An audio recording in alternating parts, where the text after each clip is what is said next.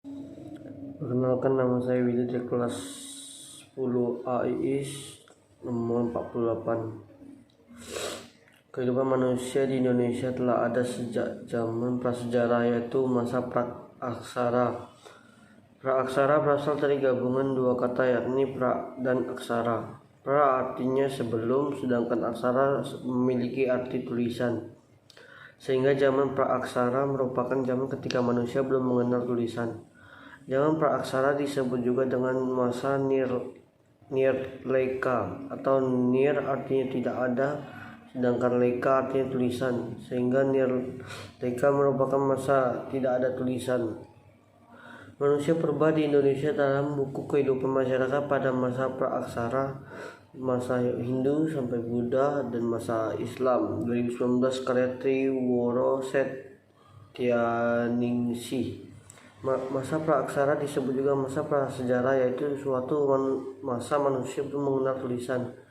Keberadaan kehidupan manusia di Indonesia pada masa prasejarah dapat diketahui berdasarkan peninggalan yang berupa fosil, sisa makhluk hidup yang telah membatu, dan artefak, sisa perakatan manusia yang telah membatu. Contoh beberapa artefak adalah kejok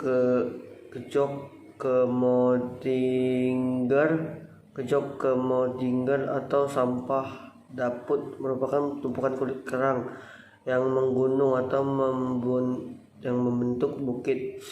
Abrishos Roach atau tempat perlindungan di bawah karang merupakan tempat tinggal yang digunakan manusia purba pada masa tersebut untuk berkomunikasi dan menyampaikan pesan kepada yang ingin bisa langsung ketemu lewat orang lain atau menggunakan simbol. Bangsa Indonesia mengakhiri masa pra-aksara sekitar abad ke-4 Masehi. Pembabakan zaman prasejarah berdasarkan arkeologi dibedakan menjadi zaman batu dan zaman logam. Zaman batu berdasarkan hasil temuan alat-alat yang digunakan dan dari cara pengerjaannya. Zaman batu terbagi menjadi 4, yaitu zaman batu tua Paleolitikum, zaman batu madya Mesolitikum, aman batu muda Neolitikum, dan zaman batu besar Megalitikum. Zaman batu tua Paleolitikum, zaman batu tua berlangsung sekitar 600.000 tahun sebelum Masehi. Pada zaman tersebut banyak ditemukan peralatan yang terbuat dari batu untuk menunjang kehidupan manusia. Zaman tersebut masih berpindah-pindah tergantung di mana sumber makanan atau buruan berada, sehingga cara hidup manusia pada zaman itu hanya berburu dan mengumpulkan makanan, jadi masih tergantung pada alam.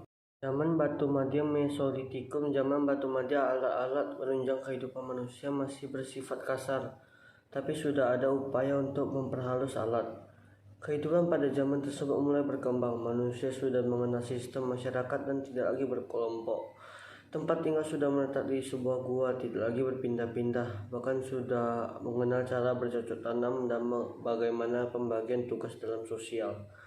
Zaman batu muda Neolitikum. Kehidupan pada zaman tersebut, kehidupan manusia sudah berkembang, tidak lagi bergantung dari berburu, tapi sudah mengembangkan cara bercocok tanam, berternak. Peralatan yang digunakan sudah lebih baik dihaluskan dan diasah, dan dibarengi dengan peralatan lainnya seperti gerabah atau kain tetenun. Untuk tempat tinggal sudah menetap dengan membuat rumah dari kayu, bambu, atau dedaunan. Zaman batu besar Megalitikum. Zaman batu besar, kehidupan sudah berkembang dan lebih baik. Pada zaman tersebut tidak hanya alat yang dihasilkan, tapi juga ritual atau upacara. Bangunan yang dihasilkan pada zaman batu besar seperti menhir, tugu batu besar untuk memuja arwah nenek moyang, dolmen, meja batu yang memiliki kaki-kaki batu tersebut dari menhir. Dolmen berfungsi untuk menaruh sesaji atau digunakan untuk alat kubur atau peti kubur. Peti kubur batu berupa potongan batu yang disusun seperti peti mayat untuk penguburan. Sarkofagus, keranda dari batu utuh atau monolit yang dianggap memiliki kekuatan waruga, merupakan peti batu yang berbentuk kubus atau bulat. Dalam perkembangannya, tingkat berpikir manusia untuk beraktivitas tidak hanya menggunakan bahan-bahan dari batu untuk alat-alat kehidupan, tapi juga dari logam seperti perunggu dan besi. Zaman logam. Pada zaman logam, orang sudah dapat membuat alat-alat dari logam. Di samping alat dari batu, masyarakat pada waktu itu mengenal teknik pengolahan logam. Kemampuan manusia membuat alat-alat dan benda dari logam menandakan jika kebudayaan manusia sudah berkembang. Zaman logam juga sering dibuat zaman perundagian. Pada zaman logam dibagi menjadi 3 zaman, yaitu zaman tembaga, zaman perunggu, dan zaman besi. Kehidupan manusia praksara di Indonesia. Ilustrasi manusia praksara berburu. Masa praksara adalah zaman manusia belum mengenal tulisan. Masa praksara dimulai sejak manusia ada di muka bumi sampai dengan saat manusia mengenal tulisan. Setiap bangsa tidak sama meninggalkan masa praksara. Masuknya suatu bangsa ke dalam zaman sejarah bergantung dari adanya penemuan tertulis pertama. Dilansir dari buku Sejarah 2007, karya Anwar Kurnia. Indonesia memasuki zaman sejarah kira-kira awal abad ke-5. Catatan angka tahun tertua diketahui dari batu-batu bertulis yang ada di aliran Sungai Mahakam di Kalimantan Timur. Perkembangan kehidupan manusia praksara di Indonesia dibagi terhadap beberapa masa, yaitu masa hidup berburu dan mengumpulkan makanan. Awal kehidupan manusia praksara Indonesia ditandai dengan kegiatan berburu dan mengumpulkan makanan. Binatang perburuan yang dicari diantaranya gajah, banteng, badak, rusa, dan kerbau liar. Selain itu, mereka juga berburu ikan dan kerang di laut. Zaman masa praksara di Indonesia, kehidupan pemburuan kebanyakan dilakukan oleh laki-laki. Tugas perempuan adalah mengumpulkan makanan yang didapat dari alam sekitar. Bahan makanan yang dikumpulkan antara lain ubi, keladi, daun-daunan, dan buah-buahan. Pada masa itu manusia purba belum mengenal cara bercocok tanam. Mereka sangat tergantung pada alam yang tersedia. Segala yang terdapat di sekitar diambil dan dimanfaatkan untuk memenuhi kebutuhan hidup. Alat kehidupan yang digunakan pada masa mengumpulkan makanan berupa kapak perimbas atau chopper. Kapak perimbas sejenis kapak batu yang digenggam dan tidak bertangkai. Alat serpih terbuat dari tulang atau tanduk rusa. Fungsi alat ini yaitu untuk penusuk, alat melubangi atau gurdi, dan sebagai pisau biasanya untuk mengorek ubi atau keladi dari dalam tanah dan juga menangkap ikan. Kehidupan manusia pada masa berburu dan mengumpulkan makanan kebanyakan di gua-gua dekat sungai. Gua yang digunakan adalah gua yang bagian atasnya terlindungi oleh karang. Kehidupan manusia di gua-gua dapat dilihat dari peninggalan seni lukis yang terdapat di Gua Leyang-Leyang di Provinsi Sulawesi Selatan. Lukisan yang tertera berupa tangan-tangan manusia dan binatang dengan cat merah. Lukisan tersebut menggambarkan perjuangan hidup manusia pada masa berburu dan mengumpulkan makanan. Manusia purba yang tinggal di daerah pantai meninggalkan sampah-sampah dapur atau kejok Kenmodinger. Fosil sampah dapur berbentuk dari sisa-sisa makanan, kulit kerang, dan tulang-tulang ikan yang menggunung di tepi-tepi pantai. Fosil tersebut hampir di sepanjang pantai Sumatera Timur.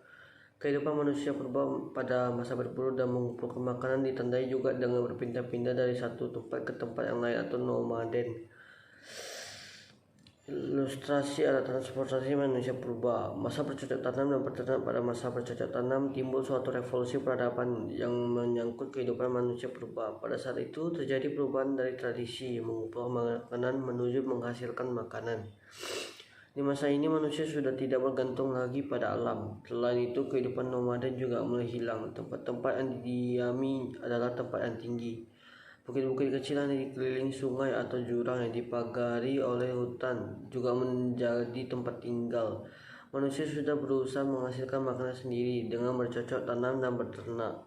Jenis tanaman yang ditanam antara lain padi, jagung, keladi, sukun, pisang, dan ketela. Hewan yang ternak seperti unggas, kerbau, dan babi. Perkakas batu yang digunakan saat itu umumnya sudah diasah sampai halus. Alat batu yang banyak digunakan yaitu kapak persegi atau beliung persegi dan kapak lonjong, alat obsidian atau batu kecubung, habis itu mata panah, Peninggalan kapak persegi di Indonesia banyak ditemukan di Sumatera, Jawa, dan Bali. Untuk kapak lonjong menyebar di Papua dan sekitarnya. Untuk memenuhi kehidupan manusia, masa itu melakukan sistem barter. Sistem barter yaitu tukar-menukar barang dengan barang. Alat tukar yang biasa digunakan yaitu garam, ikan laut kering atau hasil kerajinan tangan, atau gerabah, beliung, dan berbagai perhiasan dari batu. Sarana lalu lintas perdagangan dari suatu tempat ke tempat lain dilakukan dengan memanfaatkan perahu, bercadi, atau rakit. Dengan berbagai kegiatan yang sudah dilakukan menunjukkan bahwa penggunaan bahasa lisan diperkirakan sudah diberlakukan. Beberapa ahli sejarah menduga mereka telah memakai bahasa Melayu Austronesia. Salah satu bangunan masa megalitikum. Masa megalitikum selain alat-alat yang sudah ditemukan, masih terdapat benda lain yang dihasilkan, khususnya benda yang dikaitkan dengan kepercayaan manusia pada zaman batu. Kepercayaan masyarakat pada zaman masa bercocok tanam merupakan perkembangan dari masa berburu dan mengumpulkan makanan. Pada masa sebelumnya, manusia purba sudah mengenal kepercayaan adanya penguburan. Pada masa bercocok tanam, kepercayaan itu dibuktikan dengan ditemukan bangunan-bangunan batu besar atau disebut megalitikum. Bangunan megalitikum diperkirakan berlangsung sejak masa bercocok tanam dan masa perundangian. Bangunan-bangunan batu pada masa megalitikum antara lain menhir, dolmen, sarkofagus atau keranda kubur batu, punden undak, waruga, arca. Masa kemahiran teknik atau perundagian. Pada masa perundagian, manusia purba sudah mahir membuat perkakas-perkakas yang berasal dari logam.